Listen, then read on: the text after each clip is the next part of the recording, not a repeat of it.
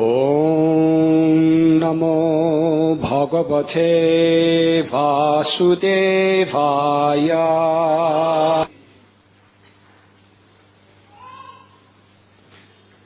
Ya Osau Labdhavaro Mato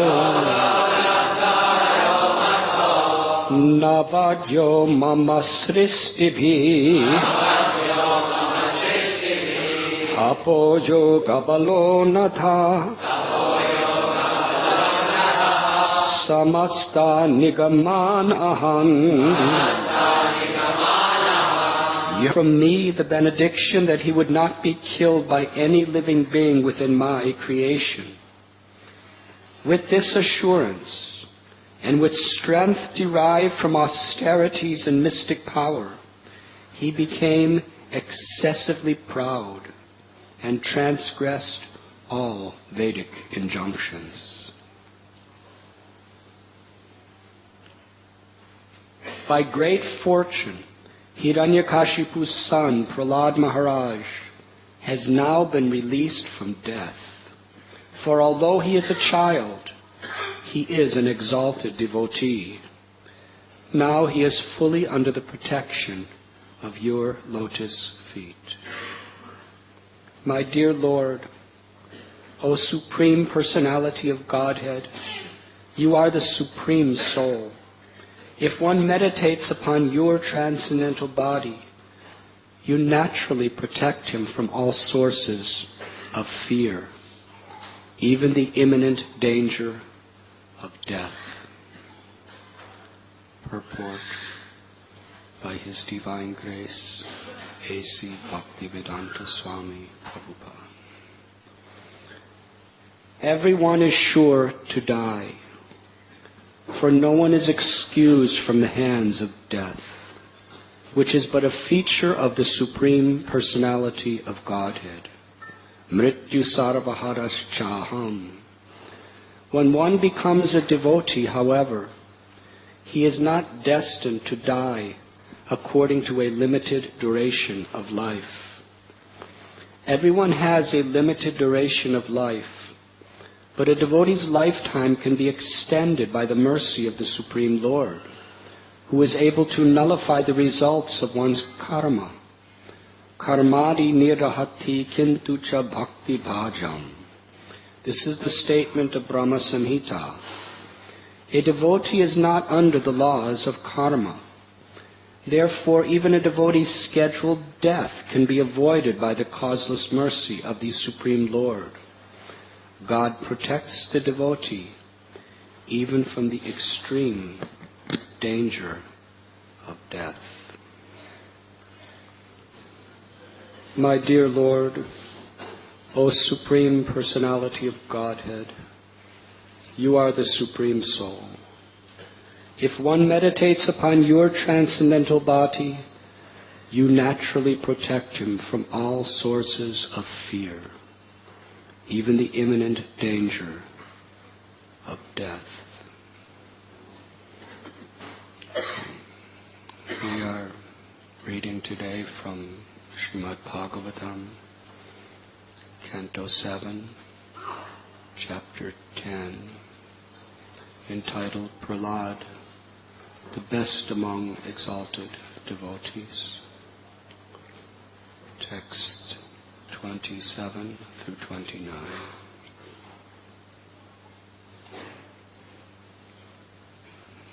These prayers are being spoken by Lord Brahma.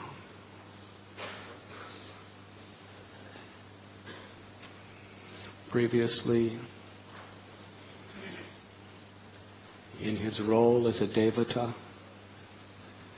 he was obliged to give Hiranyakashipu such benedictions that would give him the power of being a tyrant who would create chaos, terrorism, massacre to innocent living beings. And to categorically attempt to destroy all principles of spirituality, or religion.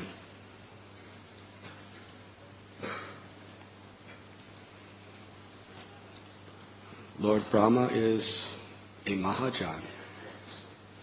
Mahajano yena kata sapanta. The path of perfection, Lord Chaitanya said, is to follow in the footsteps of the Mahajans. Among the Mahajans, he is first. He's one of the great gurus. Guru of Narada, Param Guru of Vyasadeva, compiler of the Vedas. We are to follow in his footsteps. Why did he give these benedictions? Paraduka Duki. A great devotee, his or her only suffering is to see others suffer. His or her only happiness is to see others happy. It was inevitable. Hiranyakashipu, before even performing these tapasyas, had vowed to kill Vishnu and offer his blood to his brother, Hiranyaksha.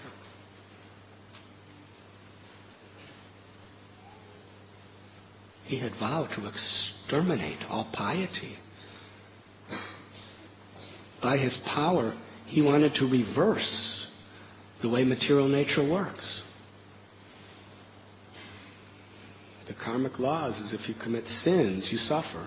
And if you do pious things, you enjoy. His aim was if you commit sins, you enjoy. And if you do pious things, you will suffer.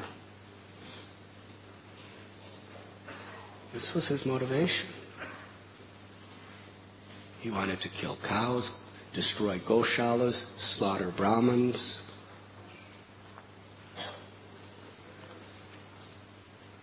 Why did Lord Brahma give him these benedictions, wherein he could fulfill his ambitions for a long time?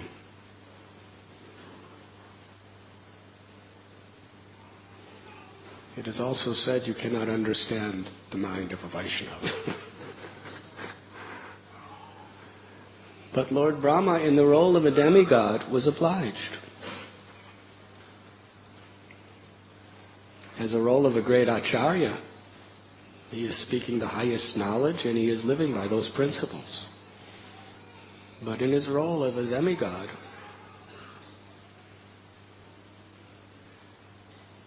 the predominator over the Rajaguna, if someone performs the tapasya, he's obliged to give.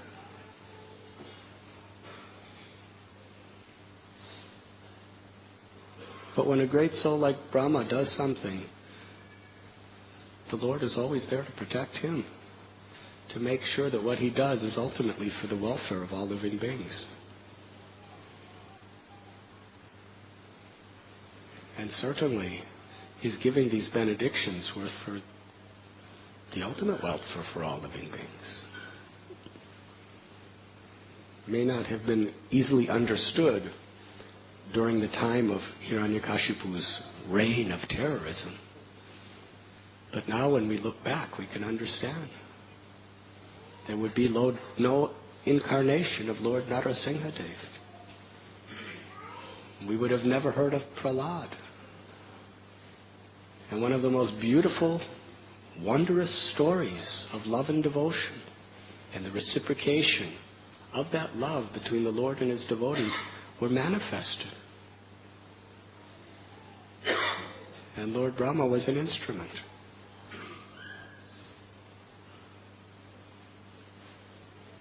So here, after Hiranyakashipu has been killed, the Lord manifested as a half man, half lion. Little Prahlad manifested in his life as a 5-year-old child the most extraordinary qualities of fearlessness, love, devotion.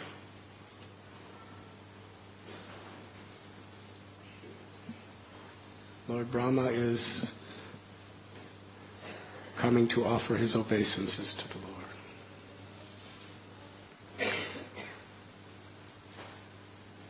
And he's saying that you naturally protect your devotee from all sources of fear, even the imminent danger of death. It's very interesting. Lord Brahma is discussing how Prahlad is completely free of all fear. And he proved it. When he was thrown into pits of snakes, when he was thrown into the ocean, when he was thrown from the tops of mountains, hurled into fire, he was not afraid. Now, if we're just walking through a field and we see one little cobra, and that cobra happens to see us and raises his hoods and stares right in our eyes and hisses, and his forked tongue is slithering in and out, would you be afraid? You don't have to say anything in public. But in your heart of hearts, meditate. Would you be afraid?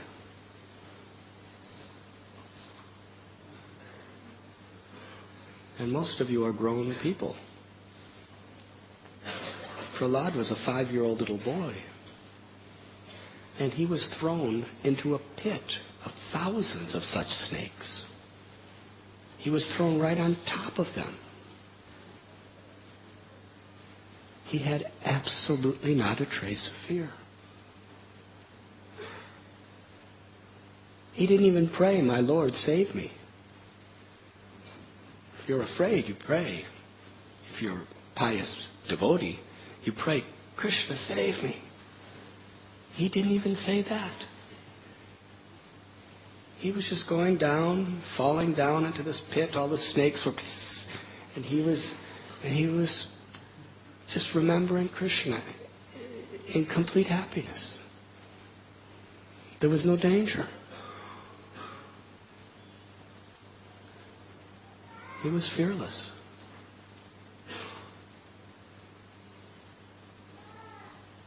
But let us examine the nature of Prahlad's fearlessness. In the Bhagavad Gita, Krishna tells, "Na jayate mriyate va kadachit." For the soul, there is neither birth nor death. Once having been, it never ceases to be. The soul is not slain when the body is slain. The soul is forever. It cannot be cut into pieces by any weapon. It cannot be moistened by water. It cannot be burned by fire. It's transcendental. Krishna chastises Arjuna. Why are you lamenting? The soul is forever. No one dies. Vasamsi janani yatha vihaya. So what we call death is just a change of clothes. You have some clothes. When they become old and useless, you change your clothes. Brahmacharis are like that. Other people, they have so many clothes. But they're always changing. We're always changing our clothes. For a self-realized soul who understands, who has experience of who we really are, death is a change of clothes. So why should we fear death if we are eternal? Aham brahmasmi. I am the eternal soul. I am not this body. For the Brahmavadis, they are fearless on this platform.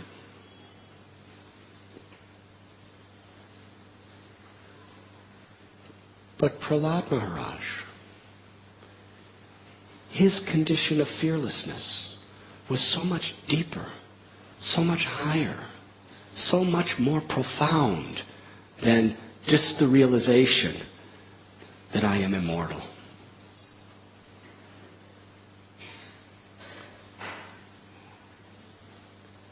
His fearlessness was not based on gyan, of knowledge of my eternal identity.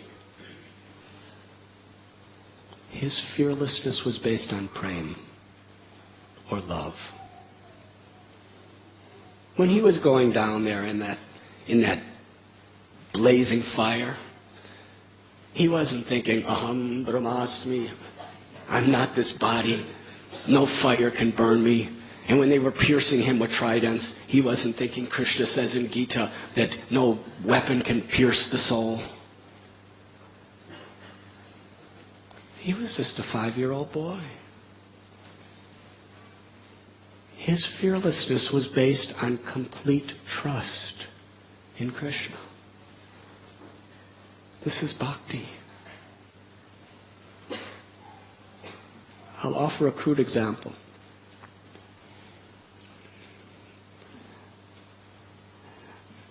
One of my godbrothers, some years ago, he had a little baby girl.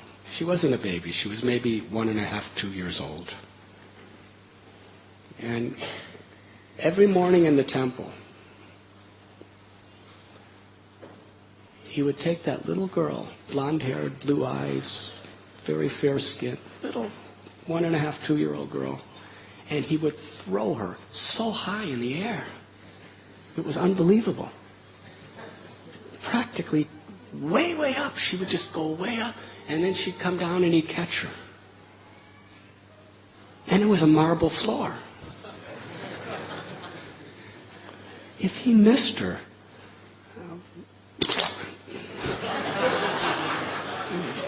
she would be squashed. This helpless little girl.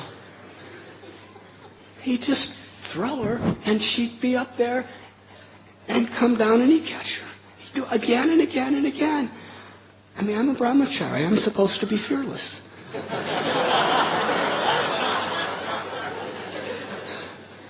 I would cringe. I would be so afraid. If he misses, she's just going to splash on the floor. But the amazing thing, I'll never forget this picture.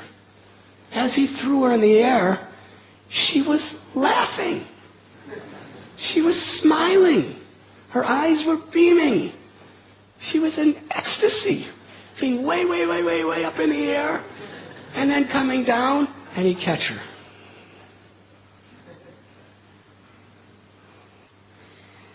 Why was she so fearless?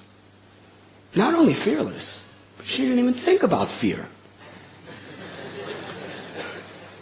She wasn't thinking, what are the odds that he might catch me? He's caught me so many other times before, so he'll probably catch me this time. There was no rational gyan involved, that I'm not this body, even if I fall, my soul cannot be squashed. She was just laughing, smiling. She loved it. Because she had faith in her father's love. She felt total shelter.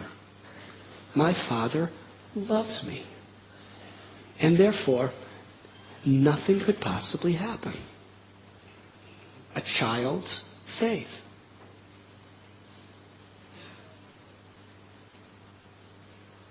Now, if anyone else were to throw her like that, she would be hysterical.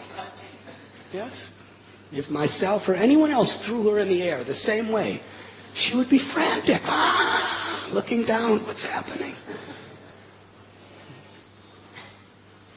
Because she felt complete shelter in the love of her father. That is bhakti. That is Prahlad Maharaj. He wasn't thinking, I'm not this body. He was beyond that. He was thinking that Krishna is the controller of all controllers. Bhakti Vinod Thakur prayed, Tumi Sarveshwareshwara Brajendra Nandana. My My Lord, you are the controller of all controllers.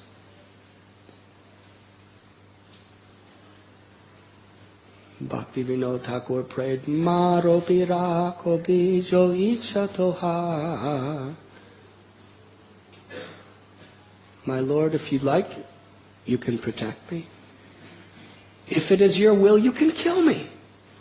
Doesn't make any difference. You can do anything you want with me.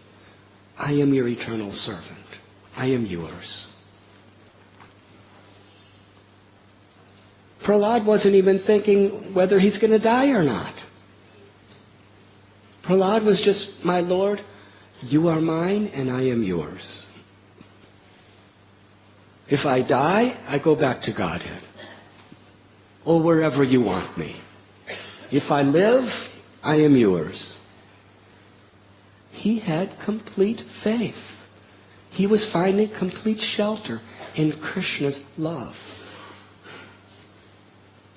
And Krishna's love is infinite. It's inconceivable. When we taste a drop of Krishna's love, we become fearless.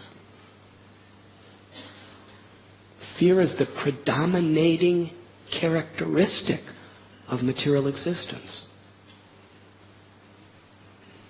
So much of everybody's endeavors are either consciously or unconsciously motivated by fear. The medical industry is about fear. Practically everything. The cosmetic industry. We're afraid we may not look nice.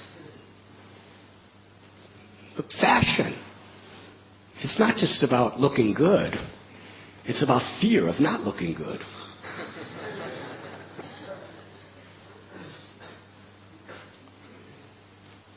Business, fear of competition is such a motivating force. Relationships. And everybody knows that old age, disease, and death is imminent. So much fear in this world. Vajahure mana Sri Nandanandana apaya charanara vindare. Govindadas prays to his mind. Please, my dear mind, take shelter of Sri Nandanandana, Krishna. Then you become fearless. Not fearless because you're not this body. That's also there. But fearless because you feel complete shelter in Krishna's love. That is the uniqueness of bhakti. Hiranyakashipu, he had achieved mystic siddhis beyond comprehension. He had achieved mystic powers beyond even the demigods.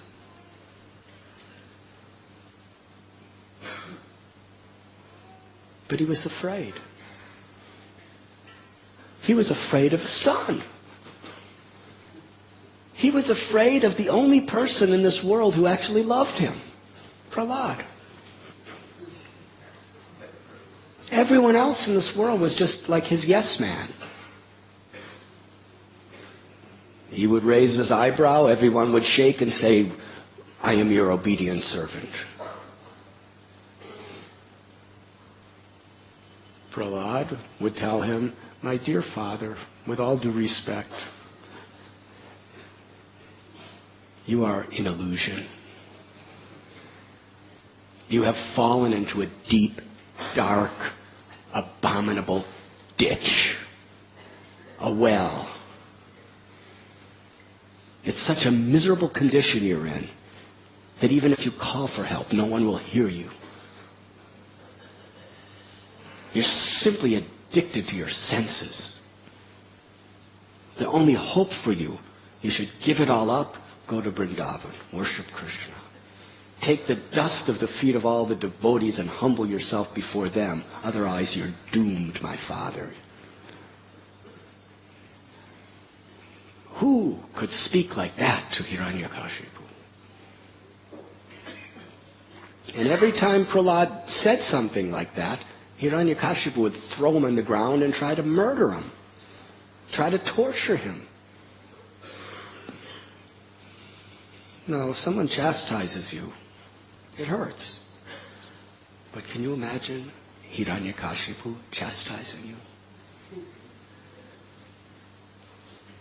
This frail little boy, Prahlad Maharaj he didn't exercise and have strong body. He was just a little skinny boy. And Hiranyakashipu was the most powerful being in the creation. But he just continued to tell his father the truth because he loved him. And Hiranyakashipu was afraid of Prahlad. That's why he was trying to kill him. This is the ego. Hiranyakashipu was thinking, because I cannot control him, he is my enemy. This is the demoniac way of thinking. And we have seen this historically amongst tyrants and dictators.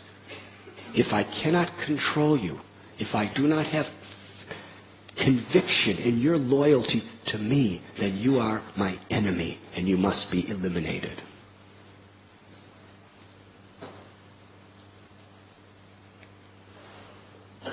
So he had all these mystic powers. He had tremendous wealth. He was controlling the universe with no competition. But he was afraid. And Prahlad had nothing. His father totally disinherited him. He was a 5-year-old boy whose father rejected him, whose mother was not really getting involved. Can you imagine the mother, what she was going through? While Hiranyakashipu was watching him, trying to murder his own son in the most horrible ways.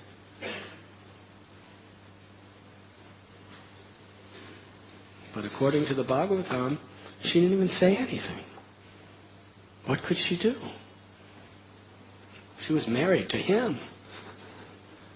She was trapped. She was a disciple of Narada Muni too. Very difficult predicament. But little Prahlad was completely free of fear.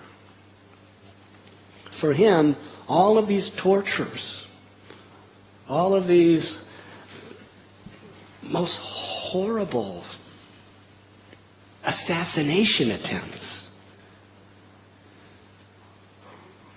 it was like that little girl being thrown in the air. He was happy. He was ecstatic. Because he knew Krishna would catch him. Because he had complete faith in Krishna's love. Yegatamam prapajante tam stataiva bhajamyam. As you approach Krishna, Krishna reciprocates. Bhakti is the process of offering Krishna our love. And Krishna reciprocates by showering upon us his love. Radha Gopinath. Radharani's love. Srimati Radharani's love even conquers Krishna. When you take shelter of Krishna, Srimati Radharani, she just, from her heart, she pours her love upon you. With a father and mother like that, all we have to do is just be in the shelter of their arms. Nothing can harm us. It's not on the material platform. It's not that if I feel Krishna's love, then I will not die. Because physically, you will die. Devotees also, their bodies die. There are so many acharyas. Narada Muni is still roaming around, playing his veena. Narada Muni bhajai veena radhika ramana name. He's there. You can meet him. One time Prabhupada was giving a lecture, and this was early in New York. And they rented an auditorium. First time they ever did this. A big venue. And only a couple people came. The whole auditorium was empty. And Prabhupada gave a lecture as if there were 1 million people out there. He was totally enthusiastic, very strong. It was just a couple devotees, and nobody else was there, and he was preaching to the world. Devotees apologized after. Nobody came. Prabhupada said, "Oh, you didn't see. Narada Muni was there." Prabhupada could see. Lord Brahma's there. Lord Shiva's there. But all the others, we have records of how they left their bodies. They have their samadhis, Madhvacharya. He went to Badrik Ashram and left his body in Udupi. The place where he left is still there. So yes, devotee, not devotee, it is nature's way. By the power of time, we all have to leave these bodies. It's not that Krishna will save my life in this dangerous position, but then I'll die later. Death doesn't matter. As long as I have this body, as long as I can preserve it and protect it, I will utilize it in His service. But when we feel Krishna's love, that love it's the union, it's the yoga between the soul and the Supreme Soul. And that union is the union of prema, the union of love. And that is the only thing that is unchangeable. Nothing can interrupt the love between a devotee and Krishna. No power within this entire creation. Yamuna Devi is singing.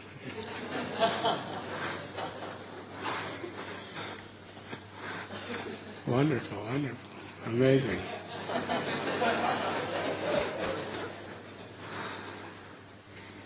Her mystic power, she's sitting there and she's sitting in the corner with her mouth closed and her voice is coming from the pocket of one of the brahmacharis.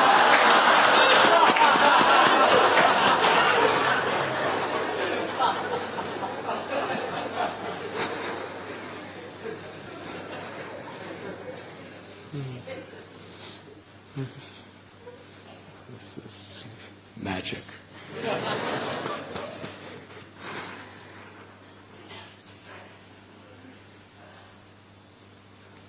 There is no greater power than love. Love of God. There is no greater power than God's love for us. And that is our aim as devotees, to take shelter of that love, to cultivate that love, to directly experience that love. Patram pushpam phalam toyam. If we just offer Krishna even a leaf, a flower, a little water with love and devotion, Krishna accepts it. And when we have devotion, our heart opens to access Krishna's love. Factually, Krishna loves everyone. Aham bija pratapita. He is everyone's father and mother. Nityananda Prabhu was Lord Balaram, Krishna. He loved Jagai and Madhai, who were the worst criminals. He loved them. Krishna loves everyone. We're all His children. But we have to open our hearts to receive that love. That is material creation, how it is. We have to open our hearts to realize, experience, and taste that love. Bhakti is the process of learning how to open our hearts. And when we do,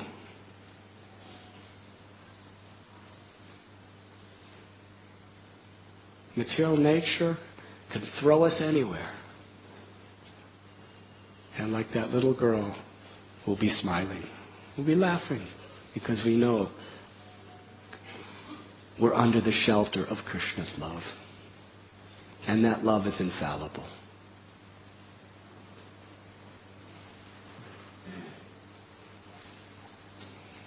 Thank you very much.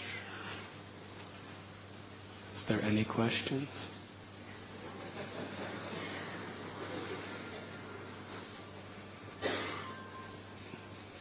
Dinatarani, Yamuna Devi, would you like to say anything?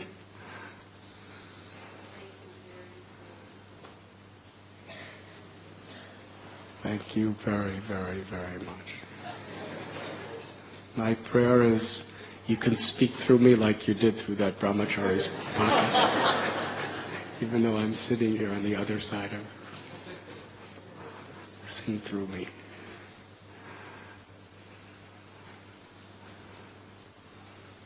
Yes, Krishna Nam Prabhu.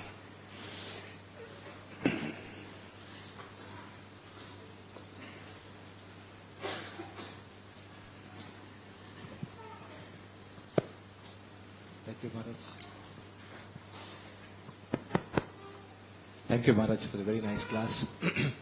You're mentioning about fearlessness. Sometimes it happens that after we spend a certain number of years in Krishna consciousness, we also get into some sort of a comfort zone where we think that whatever we are doing, it's adequate. We are following the basic norms that are required. We're giving our charity and we are preaching a little bit. And sometimes when the opportunity comes, or there are situations where there might be a necessity for you to go outside your comfort zone, then there is a fear in your heart that my Krishna consciousness may get compromised. I may not be able to do the same things that I've been doing earlier. So at such situations, what should one do? Whether one should just remain in that particular comfort zone because you're doing quite nicely, or one has to venture out in order to do a little bit more. Venture out. Because that comfort zone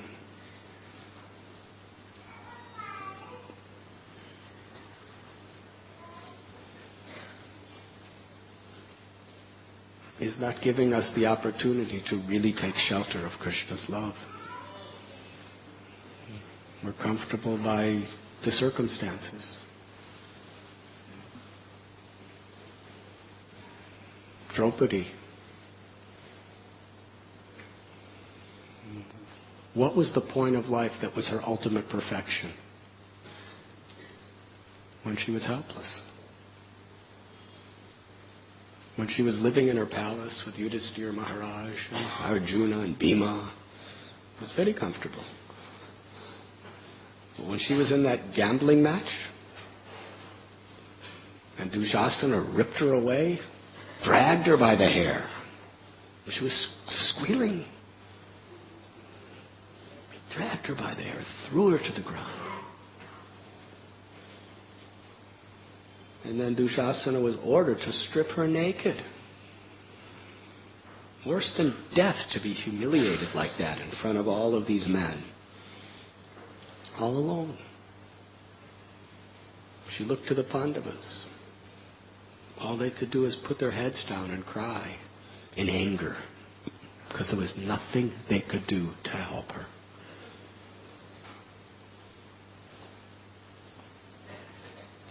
She looked toward Dhritarashtra, Duryodhana. She pleaded for help. She chastised them. What kind of man are you? I'm an innocent woman. You're going to do this to me? They just looked down. She looked to Bhishma, her grandfather, the embodiment of Dharma. There's nothing he did. Dushasana was looking at her. Now please note, Dushasana is not like these people on television that play him.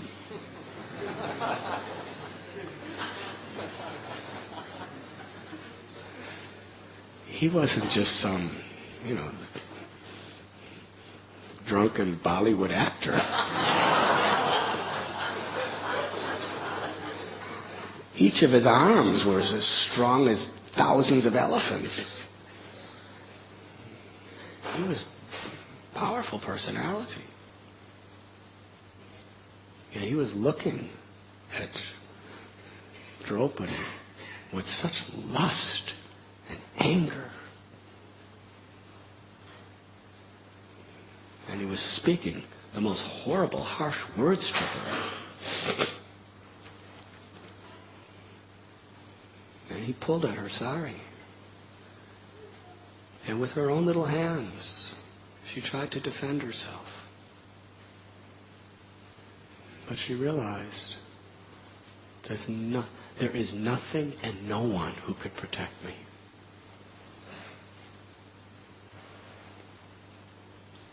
She was really out of her comfort zone. If she had the strength of Dushasana and she could protect herself, there would be some comfort zone there. Yes? Or if her husbands came to the rescue, some comfort zone. But there was nothing. In that state, she threw her arms straight up to the sky. And with tears in her eyes, she cried out Krishna's name. Hey Krishna, hey Govinda. And Krishna reciprocates according to our devotion. Because she cried out, you are my only shelter, Krishna gave her complete shelter. If you're making ulterior arrangements for yourself, and you cry out to Krishna, you're giving me some shelter, but I'm finding other shelter somewhere else. And Krishna will give you a little bit of shelter. He won't give you himself.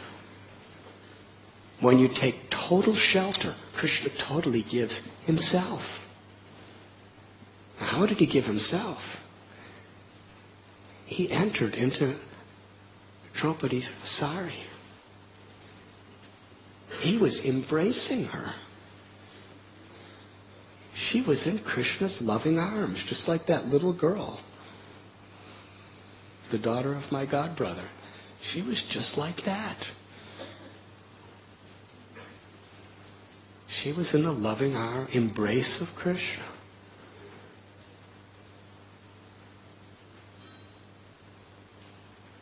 So Srila Prabhupada liked to push us out of our comfort zones, because then we can take shelter.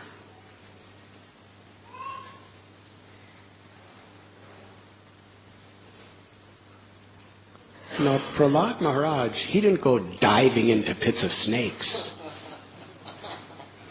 He didn't go running into fire. He wasn't testing Krishna. He wasn't crazy. Sometimes devotees, their devotion to Krishna, their devotion isn't real. They're crazy. Krishna will save me, so I'll break the law, I'll lie, I'll do anything. It doesn't matter. Krishna's there to protect me. Devotees should be intelligent. This is Krishna's body. Our Prahlad just spoke the truth. And everything else came as a consequence. And he was not afraid to speak the truth because he knew that he was in the arms of Krishna's love. If I please Krishna, nothing else matters. In these pages of Srimad Bhagavatam, Lord Narasimhadev is offering Prahlad any benediction. He's saying, I will give you long life, I will give you the kingdom of the world. I'll give you the opulences of your father. I'll give you all these things. And Prahlad says, my Lord, I am born in a family of atheists and demons. And therefore, naturally, I'm very much inclined toward material enjoyment. Please do not tempt me by offering me these things. And then Prahlad says, I am fearful of material life. This is the amazing thing about a Vaishnava. They're completely fearless, but they're so humble. They're admitting that they're fearful. How many of you would like to just admit your fear in the pages of Srimad Bhagavatam, so that people forever are going to read about it? Prahlad never said, I'm fearless. Prahlad was afraid of forgetting Krishna. That means he was never in a comfort zone. He always kept himself out of a comfort zone. The story of Srila Prabhupada when he was sitting very, very meditatively in front of his small deities of Radha and Krishna. And a devotee asked him, what are you thinking? In the early days, devotees would just speak their minds. And Prabhupada, very humbly, he said, I am praying to Radha Krishna to protect me from Maya.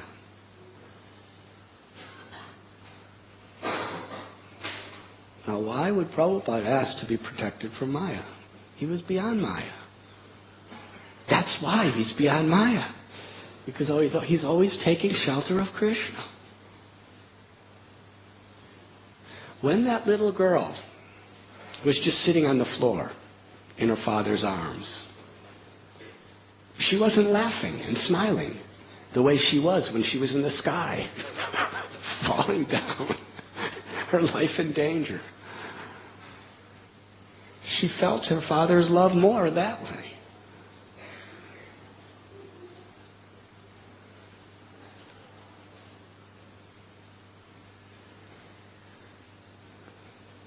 So a devotee doesn't say, I am fearless.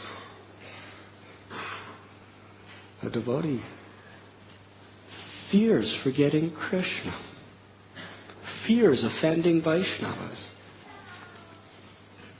fears the temptations of material existence. But that fear is an incentive to go deeper and deeper and deeper into taking shelter of Krishna's love. And like Draupadi, raising our arms and loudly crying out the holy names.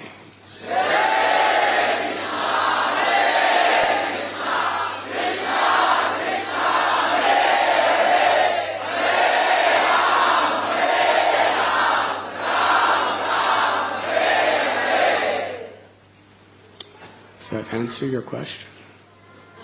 Hare Krishna. Yes, Prabhu.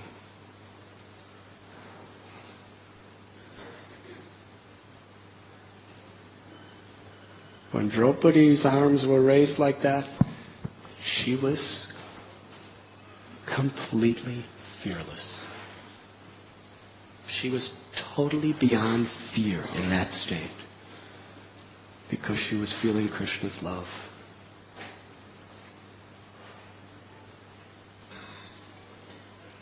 Yes, Prabhu.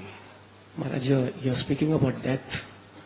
So I would like to ask a very straightforward question is that although we are in this last so many years in Krishna consciousness, but still that fear of death is not going from our heart, from my heart. Whenever any devotee leaves body, and when we think about him and when we feel it, that same devotee's situation would have come on me. I am not yet prepared for death. So I wanted to know that when we are on the deathbed, when we are about to leave our body, At that time, what is that checking point which we have to check in our life, where we can find it out that we will be getting what destination we'll be getting? Because at that time we'll be much more fearful, because we are in actual, death is in front of us. We have to leave everything. At that juncture, how can we what is the checking point where we can really clear about ourselves that what is the destination and Krishna is going to give us, so that we can be completely relaxed and leave our body at the very peaceful Krishna conscious way?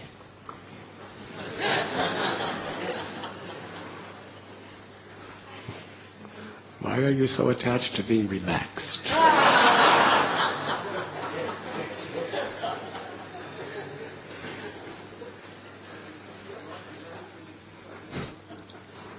Huh?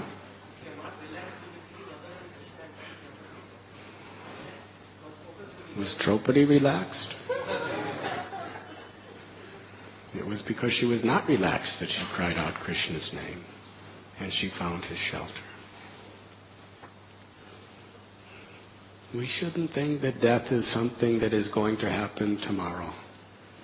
We should understand that death is here today.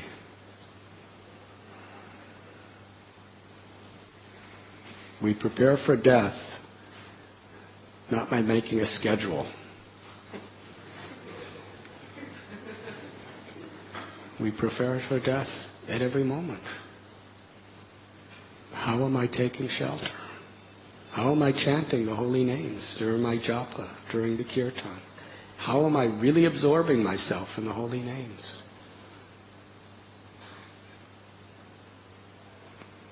What manifests at the time of death is going to be the result of how you take shelter of the holy names, of how you take shelter of the words of Srila Prabhupada and Srimad Bhagavatam today, at this moment.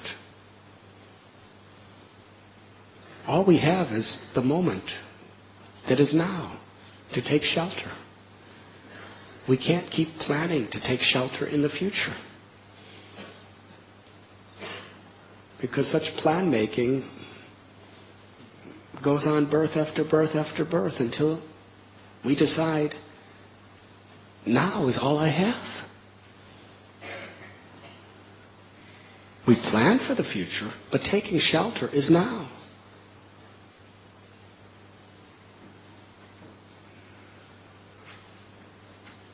That is how we prepare for death. There is no death. But the inevitable changing of bodies is there. And your illusory identity that I am this body and these things in relationship to this body are mine will be completely annihilated. Fearlessness is when we establish a relationship with Krishna. Then whatever happens, as Bhaktivinoda Thakur prayed, you can save me or kill me, it doesn't matter. And that's what Prahlad was feeling. He wasn't saying, Krishna, save me from death. He was just praying, Krishna, I'm yours. That's all. I'm yours. This is how we should cultivate the chanting of the holy names. Death could come today. We can't keep thinking tomorrow. Those terrorists attacked. None of those people thought that that day would be the end. The tsunami, the earthquakes.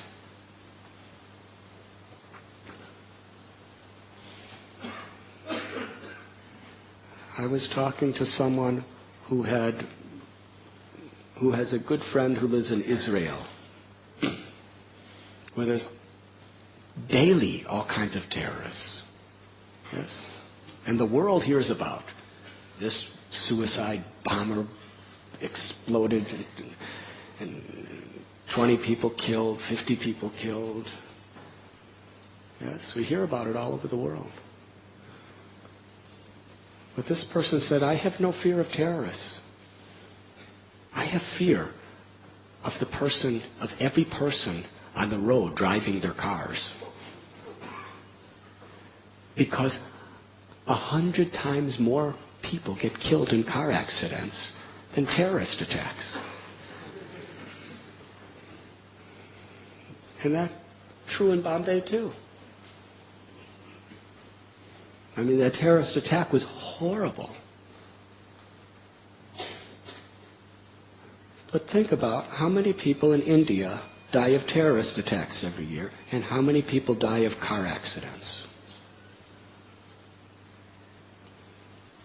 Probably at least 5,000 times more. Yes? They're not expecting it.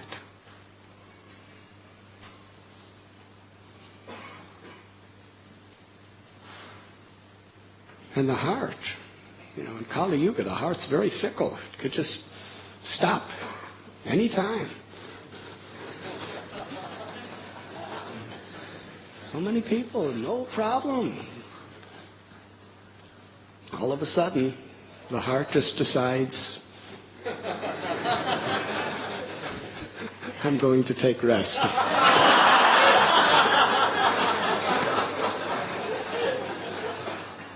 And translated in your life, that means you're dead. The heart just takes rest for 2 minutes and you're dead. And what is the heart? It's just this little muscle. It's just like... It's this little muscle this big. This just goes... And your whole life depends on this little muscle going... Think about it. Life is really... not very secure.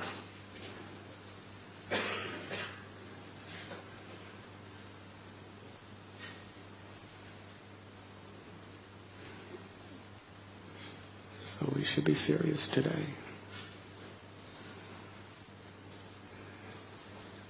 Manmanabhavamadbhakto madhyashimdam namaskuru. Mami vaishyashi satyam te pratijani priyoshime. This is our assurance. Krishna has promised us. This is my promise, he has told. Always think of me. Become my devotee. Worship me and offer your homage to me. And you will come to me without fail.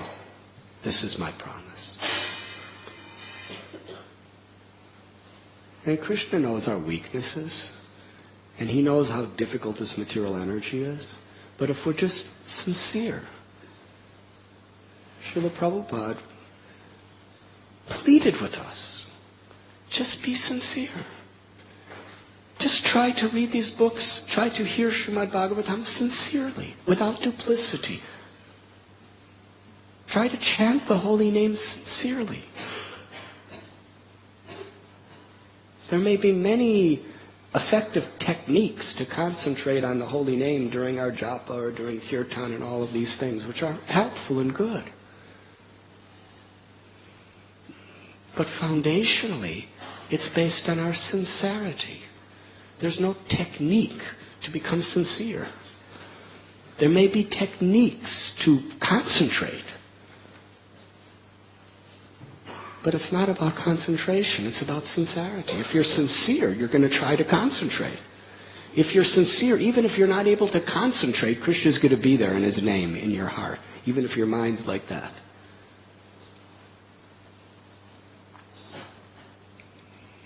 Prabhupada pleaded us, be sincere. Really try earnestly. And Krishna will be there to help you.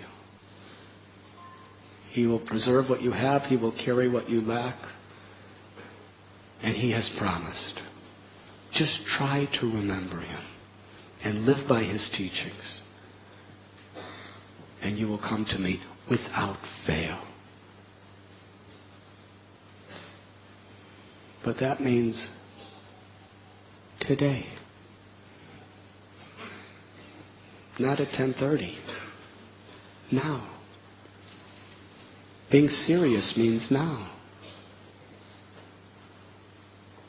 Does that answer your question? Yes, Mahaprabhu. Whenever Mahaprabhu picks up the microphone, he takes me out of the comfort zone.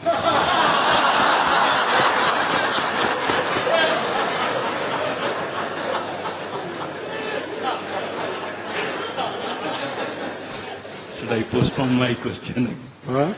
Postpone?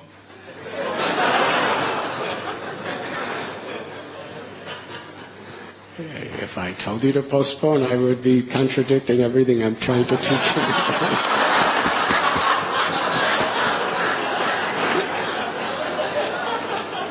I would like you to postpone, but I have to try to teach by my example.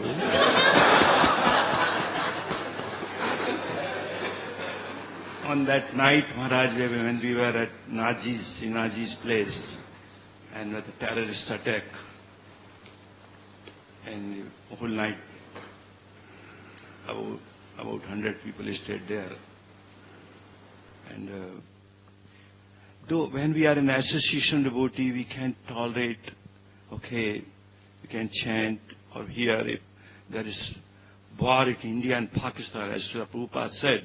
If Third World War was started, last week only I was reading some devotee has given quote, that if Third World War will come, it will start only by India and Pakistan. And the way today's headline Times of India, even America and China, they are requesting India, please, the way things are coming on the border and everything is getting completely ready, means for war. Because sometimes we do read headlines on this paper. So now we are here, no problem. When we are at Sinaji's place, no problem.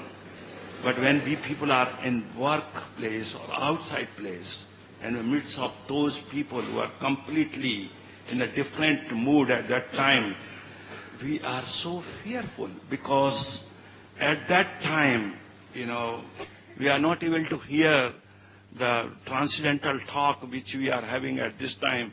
And we are all the time thinking what is going to happen next moment. So this is the situation, because actually practical thing at this time, because India is really at that defense minister saying that we have heard all this peace talk. Now there is no question of peace talk. This Pakistan has talked so many times peace, and he has done so much damage several places here. Now we are not interested in peace talk. And the Indian forces are also going towards the border now, because it's proceeding towards the border today. So in that situation, what we are supposed to do?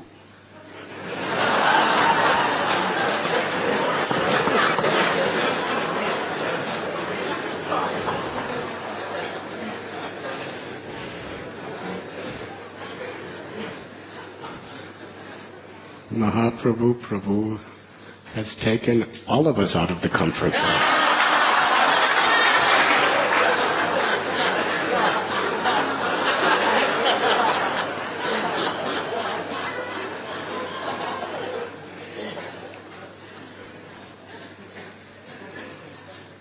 It is reality of material existence.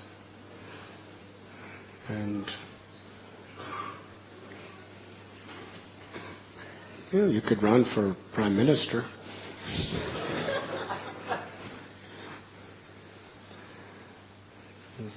We should do what we can do. Devotees on the relative platform are always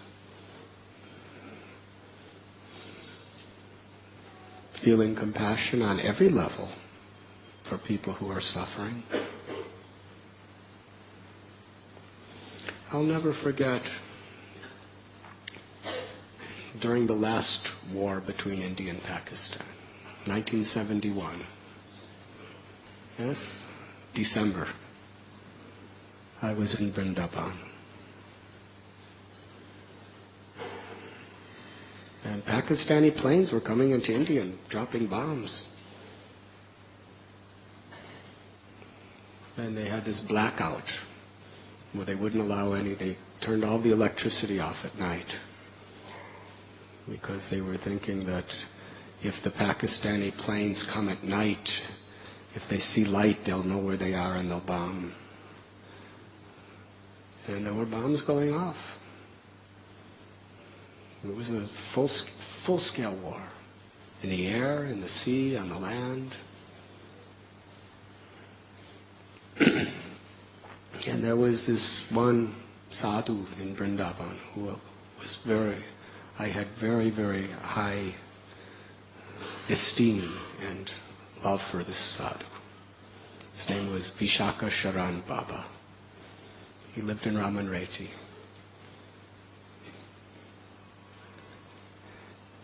And every day about 4:30 I would go to meet him. There'd be about 5 or 6,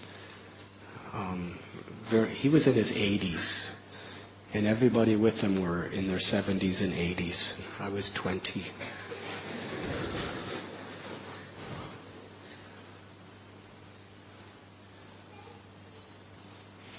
It's really nice. They didn't do any sense gratification. All they did is they would just sit with him and he would give Krishna Katha. He would speak in Hindi. This one man named Panditji would translate for me. And I would just, every day I would go. More than the Katha was their affection. It was so deep and so real and so much coming from Krishna.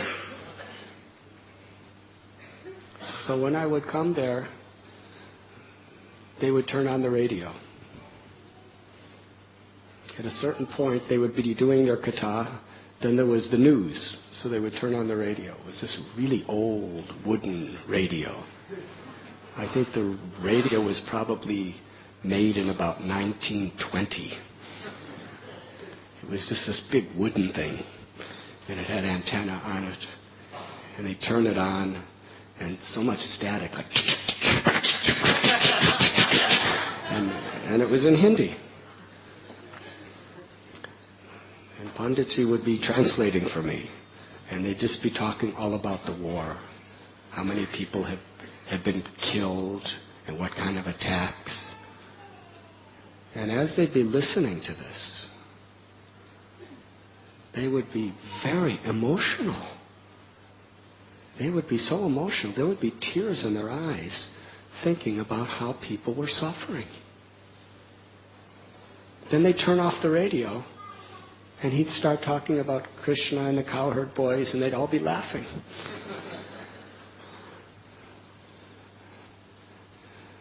And I was thinking,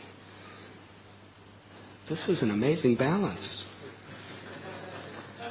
Sometimes devotees become callous to people's suffering. You're not this body, it doesn't matter. Devotees are sick. Doesn't matter, you're not this body. Devotees' father or mother dies. It's all Maya anyway. You have so many mothers and fathers. Which father and mother is it?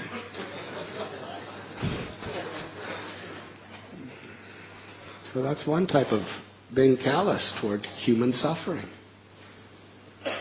And another problem is when you become so involved in human suffering, you forget the transcendental aspect of the soul. You become just a philanthropist. A great Vaishnava has that balance. Prabhupada had that balance. He was concerned with people suffering on this level. This is the only level where they're suffering. If a devotee is paradukkha-dukhi, you don't have to be paradukkha-dukhi in Vaikuntha, because there's no suffering.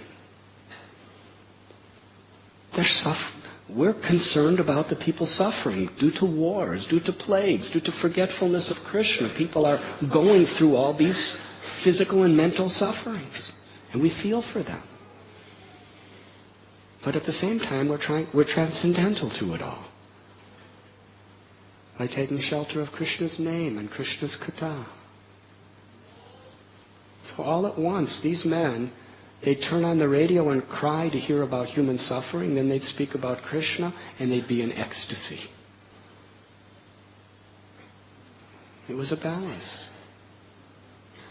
Prahlad Maharaj was balanced.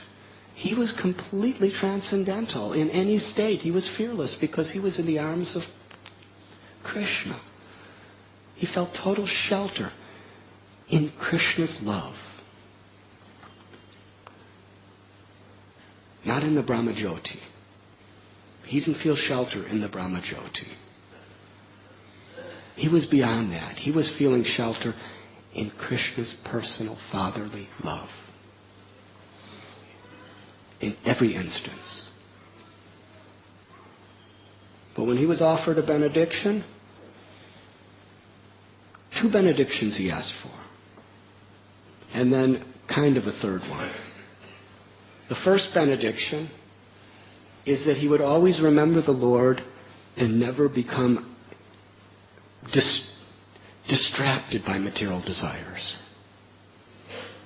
That was his first benediction. His next benediction, that my father blasphemed you so bad. He hated you. He wanted to kill you. And he tortured and killed so many people. He's destined to such miserable suffering. Please forgive him and give him liberation. He was feeling for the suffering, the physical, mental suffering that his father was going to endure. And his benediction was, remove that suffering from him. Give him liberation. And then the last benediction he asked for is, I don't want to go to the spiritual world. Let me stay here in this material world. And as long as there's any fools who are not taking shelter of you, as long as anybody is suffering due to forgetfulness of you in this world, let me be here to try to help them. That's the balance.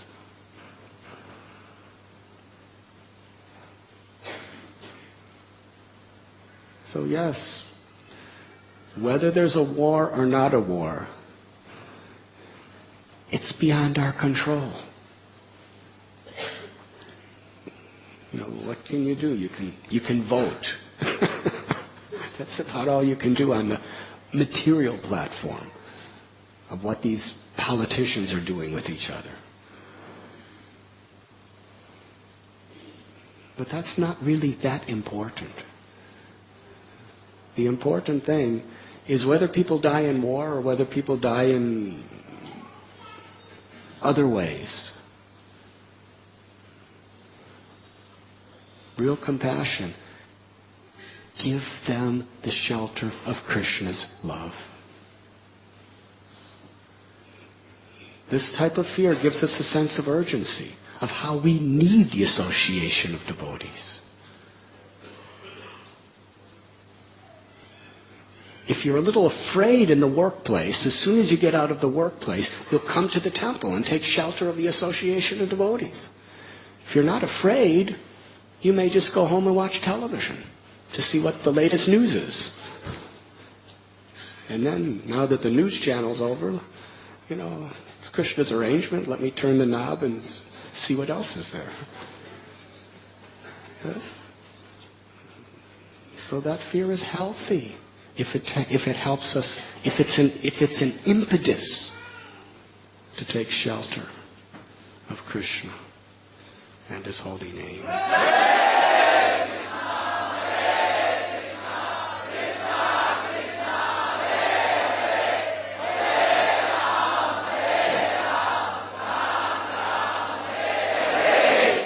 And the nature of a devotee is any situation, however wonderful and auspicious, or however horrible and inauspicious, a devotee is always looking for the opportunity to serve, the opportunity to take shelter of Krishna. And as it is said in the Bible, seek and ye shall find.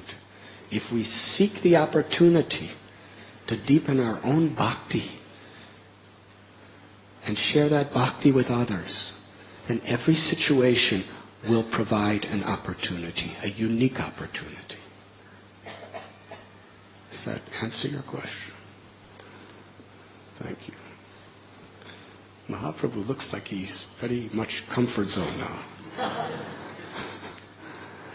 But to really find the real comfort zone of the shelter of the Lord, we have to be intense. In the Bible it is said, if you're hot or cold, then I will accept you. But if you're lukewarm, I spit you out. Hot and cold, it means intense. Vyabhashayatmaka buddhir ekeha kurunandana. Bahushaka hinantascha buddhayo vyabhashaya. We have to be resolute in purpose. And fearful conditions, if we're sincere, those fearful conditions will focus us on taking shelter of Krishna. If we're insincere, we'll lose our faith.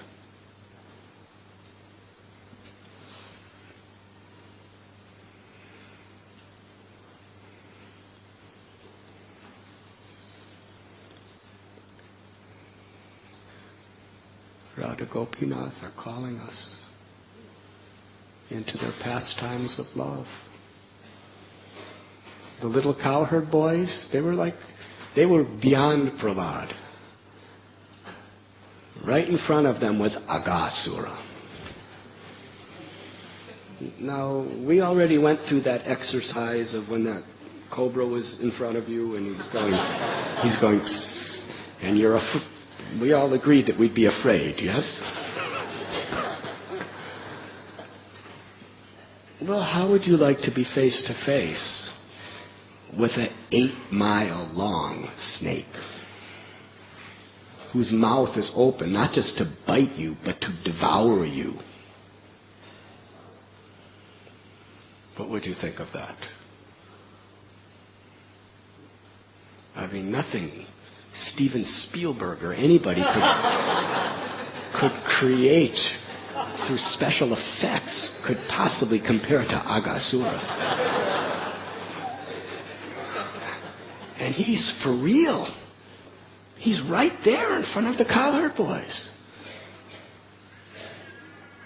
They weren't just, Aham Brahmasmi, I'm not this body, I am the spirit soul, I am Brahman, snakes cannot kill me. They weren't like that. They were just clapping their hands and smiling and running right into his mouth. Krishna will save us. They were arguing with each other. This is a snake. No, it's just some nice scenic play place. And then ultimately they concluded it is a snake, but Krishna will save us. And they ran right in, clapping, smiling, laughing like that little girl. Because they felt total shelter in Krishna's love.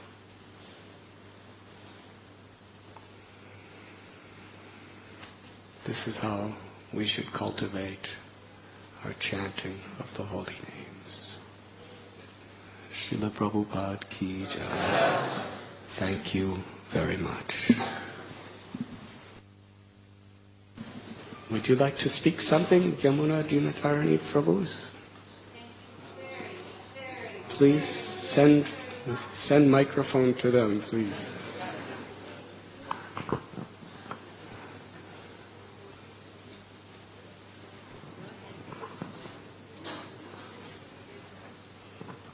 Thank you so much for that incredibly inspiring class. It leaves me speechless, and it's so wonderful to be reminded again and again of the necessity of taking complete shelter in dependence on the protection of Krishna for all of us. It's such a wonderful and necessary reminder to constantly try to put ourselves in that zone rather than just our comfort zone of daily life and intermittent remembrance. So thank you so much for reminding us of that. Your lectures are always so poignant and so full of realized transcendental knowledge and understanding of the import of Srimad Bhagavatam and all of the teachings of the Charyas and our line.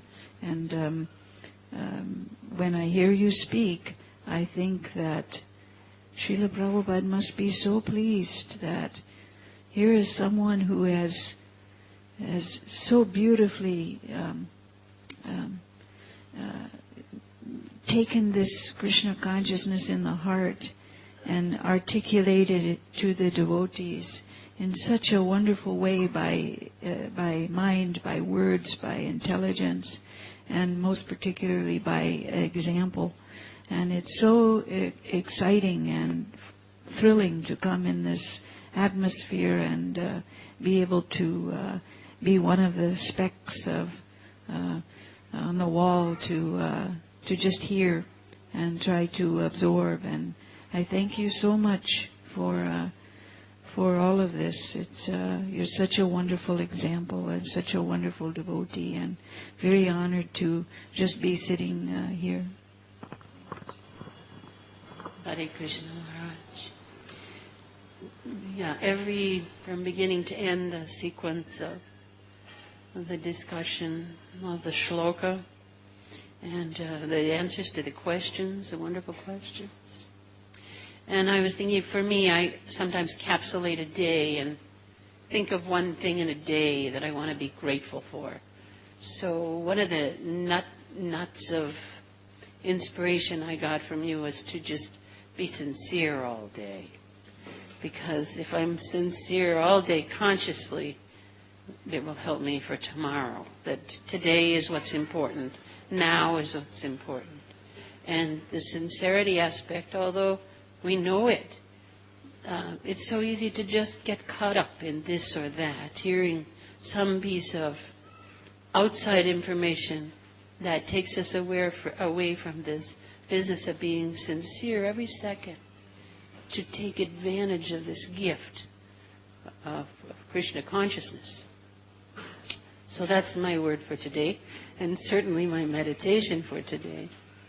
And there was one thing that, unfortunately, my eyesight is not so good unless I stand very much in the front. So for how many years I've been coming here, and I see this white thing across Srimati Radharani. So Dinataranya, across her chest. And Dinataranya said, now isn't that an amazing mudra of Srimati Radharani? She's holding both of her hands towards Krishna. And in your lecture you also made this gesture. And I was just thinking how incredibly glorious this Radharani is. I've never seen any deity in the world with this towards Krishna. And it's so much fit in with the presence of that realization with the words that you spoke this morning. I could go on for a long time. Thank you. Please. Very, very, very much. Thank you. By Yamuna Prabhu and Dinatarani Prabhu's presence here, we are being intimately blessed by the love and mercy of Srila Prabhupada. Let us express our appreciation by loudly chanting Hare